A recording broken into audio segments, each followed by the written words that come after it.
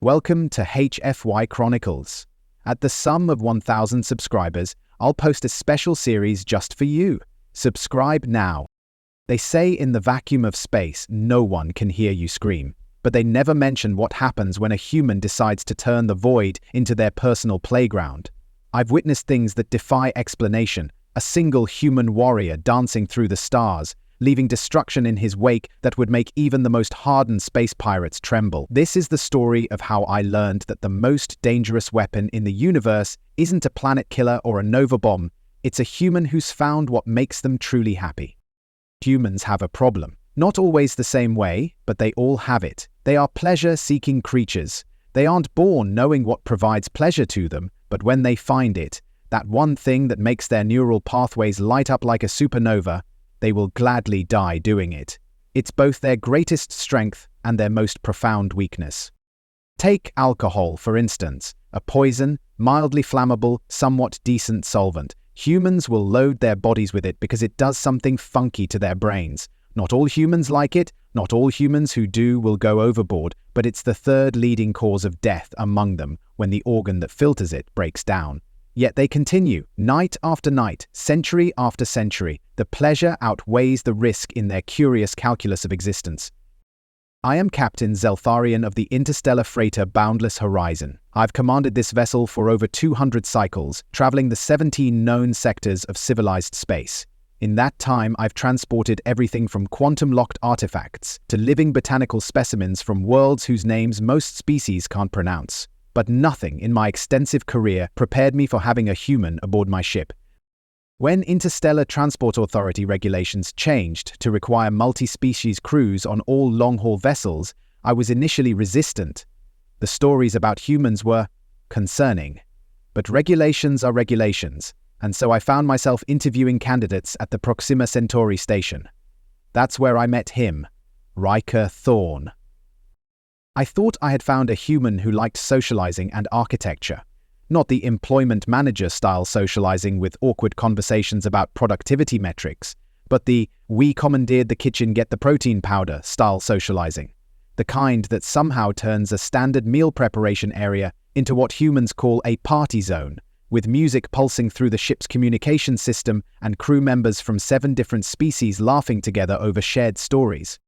Ryker also had an eye for making the ship look nice, always wanting to rebuild this hallway or that atrium. He would study the structural blueprints for hours, identifying inefficiencies and suggesting improvements that seemed impossible until he made them reality. My chief engineer, Vex Law, initially resisted these suggestions, but after Ryker's first redesign cut our power consumption by 17%, while improving crew morale, even Vex Law became a believer. The first time I realized Ryker was different was during a routine cargo run to the Epsilon Eridani system. We were transporting medical supplies, nothing particularly valuable, but essential for a colony suffering from an outbreak of Taurian fever. Pirates in that region typically avoided medical transports as the profit margins were low and the karma cost high. But these weren't typical pirates. 3 vessels surrounded us near the Kuiper Belt equivalent of the system. Standard intimidation tactics, weapons hot, communications jammed. I ordered evasive maneuvers, but our freighter, while sturdy, wasn't built for combat or speed. As the pirates closed in, I prepared to surrender the cargo rather than risk my crew. That's when I first saw it. Ryker was at his station in engineering, but something had changed in his demeanor. His usual relaxed posture was gone, replaced by a tightly coiled tension. His eyes, normally a warm brown, seemed to glitter with an internal light. "Captain," he said through the comm, his voice unnaturally calm, "permission to try something unconventional?" Before I could respond, the ship lurched as one of the pirate vessels latched onto our hull with magnetic grapples. Boarding was imminent. With no other options, I granted his request. What happened next defied explanation. Ryker accessed our propulsion systems in ways that shouldn't have been possible, bypassing safety protocols and rerouting power in patterns that made Vex Law's 4 eyes widen in shock. The Boundless Horizon moved like it never had before, like it was never designed to move. We didn't just escape, we danced around the pirate vessels, using their own momentum against them until they crashed into each other in confusion. Later, when I questioned him about it, Ryker just shrugged and said, "I like going fast, always have. as if that explained how he had just rewritten the laws of physics as we understood them. After that incident, Ryker would occasionally take certain sections of my, admittedly large and combat-capable freighter and just take them over for a while. These mid-trip refits were accompanied by challenges, parties, brainstorming, and prototyping sessions. The solutions he and the crew developed during these impromptu innovation marathons were revolutionary. So revolutionary, in fact, that the running costs of the ship became mostly covered by royalties from all the other companies that used the solutions he helped create. That lack of cost led us to do a lot more humanitarian missions, which led to damage and thus more refits. The cycle fed itself, and with each iteration the boundless horizon became less of a standard freighter and more of a unique entity in space. Other captains began to recognize us on sight, not just by our transponder codes, but by the distinctive modifications that made our ship stand out like a nebula in dark space. But these missions also displayed my human's true passion: speed. Unholy, flesh-rending, metal-quaking speed. I remember the time we were delivering emergency supplies to a mining colony on Deimos Prime. A gravitational anomaly had destabilized the moon's orbit, and they needed evacuation equipment immediately. The fastest route took us through an asteroid field that most navigators would avoid at all costs. When I mentioned we'd need to go around, adding 3 days to our journey, Ryker got that look again. "Captain," he said, "those miners won't last 3 more days." Before I could respond, he was at the navigation console, fingers flying over the controls. He plotted a course directly through the densest part of the asteroid field, a suicidal path by any standard measure. "This is madness," our navigator Zilvex protested. Ryker just smiled. "It's only madness if we hit something." He took manual control of the ship, something almost never done on modern vessels, and guided us through that asteroid field like a dancer moving through a choreographed performance. The crew watched in stunned silence as massive rocks passed by our viewports with mere meters to spare. At one point, he actually used the gravitational pull of a larger asteroid to slingshot us forward, gaining speed that our engines alone could never achieve. We made it to Deimos Prime in half the standard time. The colonial governor later told me that our early arrival saved over 300 lives. When I relayed this to Ryker, he nodded seriously, but I could see the gleam in his eyes. It wasn't just about saving lives, though that mattered to him deeply. It was about the rush, the thrill of pushing boundaries that no one else would dare approach. Over the next 2 years, Ryker became more than just a crew member. He became the heart of the boundless horizon, the human element that transformed us from a simple transport vessel into something legendary. His modifications to the ship became more extensive, more innovative. He installed a hydroponics bay that produced fresh food with 30% higher yield than standard systems. He redesigned the crew quarters to maximize both privacy and community spaces. He even created a holographic recreation room that could simulate environments from any world in the database, allowing crew members to experience their home planets during long journeys. But it was his work on the propulsion systems that truly showcased his obsession with speed. He spent countless hours in engineering, working alongside Vexlor to push our engines beyond their designed capabilities. Traditional safety margins were replaced with what Ryker called educated risk assessments. The ship became faster, more responsive, more alive. Then came the mission that changed everything. We were contracted to deliver specialized terraforming equipment to a new colony on the Outer Rim. The pay was exceptional, the route straightforward. Perhaps I should have been suspicious, but the credentials checked out and the mission aligned with our humanitarian focus, helping a struggling colony establish itself. Our route looked perfectly clear. Our goal was in sight. We arrived at the designated coordinates, prepared to make contact with the colony's receiving station. Instead, the ship suddenly lurched to a stop, held in place by an invisible force. We were locked down tight. A trap. The sensors went wild as multiple vessels decloaked around us. Not the ramshackle ships of typical pirates, but military-grade predators with weapons that could tear through our hull in seconds. This was a professional operation, carefully planned and executed with precision. "Captain, my security chief Krasnow reported. They're jamming our communications and preparing boarding parties. I count at least 15 vessels, heavily armed." Unable to move, and with no appropriate weapons, we launched our fighter drones to keep from being boarded. It was a desperate measure. Our drones were designed for cargo handling and minor defense, not full-scale combat against military vessels. Then the psionic alarms sounded. Someone was doing magical things and inflicting their ideas of what should work on an unwilling universe. The readings were off the scale, a surge of energy that shouldn't be possible outside a controlled laboratory environment. We looked at the external cameras to try and spot who or what was causing the disturbance, and guess what we found? That's right, our human. Ryker was posing on the outside hull of our ship with a miniature FTL drive strapped to his pelvis and an autoforge on each hip. No spacesuit, no helmet, just his own magic rippling off him like cold fire. The vacuum of space should have killed him instantly. The radiation should have cooked him from the inside out. The temperature differential should have frozen his blood solid. But there he was, seemingly unconcerned with the fundamental laws of physics. All he had on was the tank top he did his workshopping in, his puffy cargo pants and a tool harness. While his autoforges were loaded with standard-looking weapons, he also had a sword in his hands, painted with a checkered pattern. A sword, in space, against military vessels. The absurdity of it would have made me laugh if our situation hadn't been so dire. I have to set the scene properly. I have to describe what we saw on one half of the wide-angle camera, because the other half was filled with boarding rams, escape pods rigged with harder, sharper points to deliver pirates into our hull.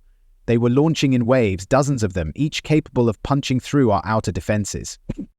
The human looked like he was crouching down before he disappeared, and a line of hard light connected where he was with two rams, one already engulfed in fire. In seconds, he went from standing on our ship to somewhere past the field of debris that was a rather large boarding effort.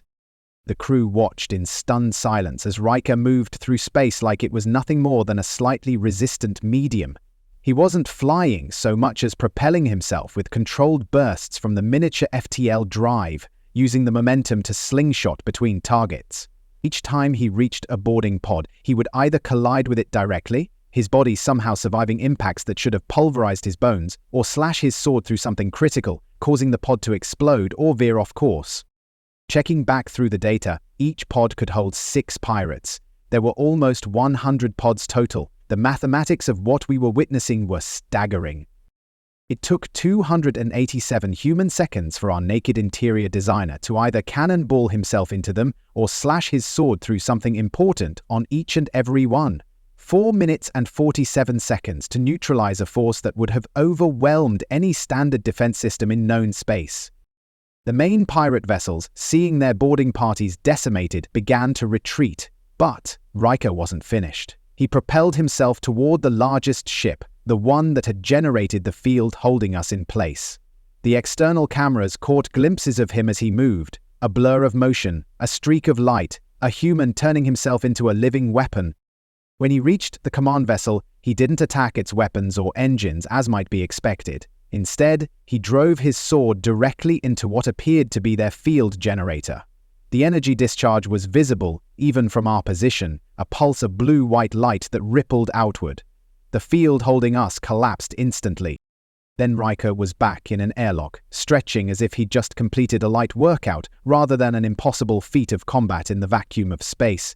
He was smiling, and our drones were just getting out of their launch bays. The aftermath was chaotic. The remaining pirate vessels fled, leaving behind the wreckage of their boarding pods and the disabled command ship. We managed to capture several of the pirates, including their leader, a notorious mercenary known as Drac Voss, who had eluded authorities for decades. When the System Defense Authority finally arrived, responding to our distress call, they were skeptical of our account. Commander Laris, a stern Arcturian with more decorations than seemed physically possible to fit on one uniform, demanded a full explanation. "You expect me to believe," she said, looking down at her datapad, "that a single human crew member defeated nearly 600 armed pirates without any conventional weapons or protective gear, in the vacuum of space?" I gestured to the external camera footage playing on the main view screen. "Evidence is rather conclusive, Commander." She watched the recording, her expression shifting from skepticism to disbelief to something approaching fear. "What kind of munition can destroy a boarding pod every 2 seconds?" she asked finally. I glanced at Ryker, who was sitting quietly in the corner of the bridge, still in his workshop clothes, now looking almost embarrassed by the attention. "Not a munition, Commander," I replied, "just a human who found his passion. We've had to revise our drone launch system since then, making it faster and more efficient so they'll beat our crew cohesion human to the battlefield. It seems absurd to worry about our defensive systems being outpaced by a single crew member, but that's the reality we now face. The incident has changed how other species view humans. Word has spread through the sectors, growing with each retelling. Some say Ryker can teleport. Others claim he can manipulate time itself. A few religious sects have begun to worship him as some kind of deity. The truth, I suspect, is both simpler and more complex. Humans have always pushed boundaries. It's encoded in their DNA, this need to go further, faster, to break through limitations that other species accept as immutable. Most channel this drive into art or science or exploration, but occasionally a human finds that their particular passion aligns perfectly with their natural abilities, creating something that appears magical to outside observers. For Ryker, that passion is speed, the pure, unadulterated joy of moving faster than should be possible. Everything else, the ship modifications, the combat prowess, even the apparent ability to survive in space, stems from that core drive. So please, know you're human, know what drives them, and consider yourself lucky if it's sex or music or making your guns better. Because one day you might find yourself trying to explain to a System Defense Authority commander how your interior designer just single-handedly defeated a pirate fleet by sword-fighting a spaceship. The SDA has requested that Ryker participate in a controlled demonstration of his abilities. They want to understand what they're dealing with, to categorize and quantify the threat or asset that he represents. I've agreed, with reservations. Ryker seems excited by the prospect, already designing modifications to his equipment for the demonstration. But, I'm afraid, not of what Ryker might do, but of what might happen to him. Humans who find their passion burn brightly, but sometimes that burning consumes them. They push too far, too fast, reaching for that next thrill, that higher peak of pleasure, and sometimes they don't come back. As we prepare for the demonstration, I find myself wondering if we might not get our human back. Not because he won't survive physically, I've given up trying to predict the limits of his durability, but because each time he pushes the boundaries, he seems to become a little less tethered to the ordinary world that the rest of us inhabit. I see it in his eyes sometimes when he thinks no one is watching, a distant look, as if he's seeing beyond the walls of the ship, beyond the constraints of normal space-time, as if part of him is already gone, racing ahead at speeds none of us can comprehend. But for now, he's still here, still modifying the ship, still throwing impromptu parties in the cargo bay, still making the boundless horizon more than just a vessel of metal and circuitry, and as long as he remains, I'll continue to learn what it truly means to have a human aboard. Because if there's one thing I've learned in my long career traversing the stars, it's this: the universe is vast and often dangerous, filled with wonders and terrors beyond imagination. But nothing, absolutely nothing, is quite as unpredictable, as adaptable, or as terrifying as a human who has found what makes them happy. As the stars continue to bear witness to Ryker's extraordinary journey, I can't help but wonder what adventures await him and us in the vast expanse of space. The universe holds countless stories like this one, tales of beings who defy expectations and rewrite the rules of reality through sheer determination and passion. If you've enjoyed this glimpse into the life aboard the boundless horizon, I invite you to join us for more cosmic chronicles. Like this video to help others discover our interstellar tales, subscribe to our channel to ensure you never miss an episode from the furthest reaches of the galaxy, and don't forget to turn on the notification bell. After all, in space, no one can hear you stream unless you're properly notified. Until our next transmission, this is Captain Zeltharian, reminding you that the greatest adventures often begin with a single human finding their joy. Safe travels among the stars, friends.